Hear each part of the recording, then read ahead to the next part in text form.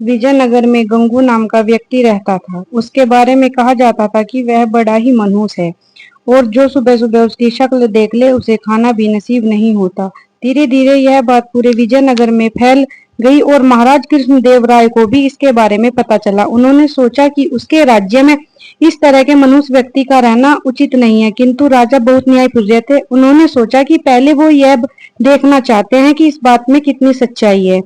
राजा ने अपने सेनापति को आदेश दिया कि गंगू को उसके सामने लाया जाए।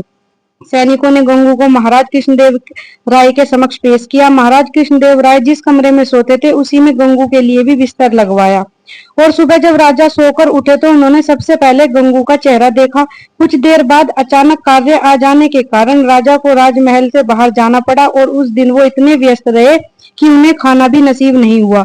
राजा कृष्णदेव राय को यकीन हो गया कि वह सब गंगू का चेहरा देखने के कारण हुआ है। राजा ने सोचा, जब इस सब व्यक्ति के कारण मुझे भोजन नसीब नहीं हुआ तो शहर के दूसरे लोगों के साथ क्या होता होगा।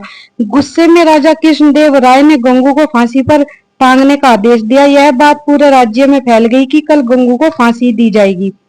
यह बात तेनालीराम को पता चली तो वे सारा माजरा समझ गए और तत्काल गंगू के पास पहुंचे। तेनालीराम को देखकर गंगू रोने लगा और तेनालीराम को पूरी बात बताई।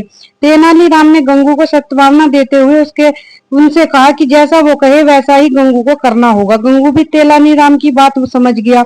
दूसरे दिन जब गंगू को फांसी दी जानी थी तभी गंगू से उसकी अंतिम इच्छा पूछी गई। गंगू बोला, मुझे महाराज से मिलकर कुछ बतलाना है, यही मेरी अंतिम इच्छा है। सैनिकों ने महाराज कृष्णदेव राय से गंगू की अंतिम इच्छा बतलाई। महाराज कृष्णदेव राय गंगू की अंतिम इच्छा पूर्ति के लिए उसके पास गए और बोले, बतलाओ गंगू, तुम्हें क्या बतलाना है। गंगू बोला, महाराज, इस राज्य में एक व्यक्ति मुझसे भी ज्यादा मनहूस है। पहले दंड उसे मिलना चाहिए, फिर मुझे। महाराज कृष्णदेव राय ने बड़े आश्चर्य से गंगू से पूछा, गंगू बताओ, वह मनुष्य व्यक्ति कौन है। गंगू बोला, महाराज, वह मनुष्य व्यक्ति कोई और नहीं बल्कि इस राज्य का राजा अर्थात आप हैं।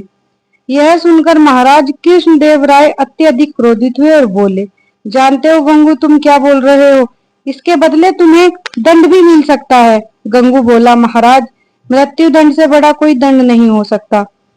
यह तो आप मुझे दे ही चुके हैं। कृपया आप मेरी विनती सुन लें, इसके बाद आप जो भी दंड देंगे वह मुझे सहर्ष स्वीकार होगा।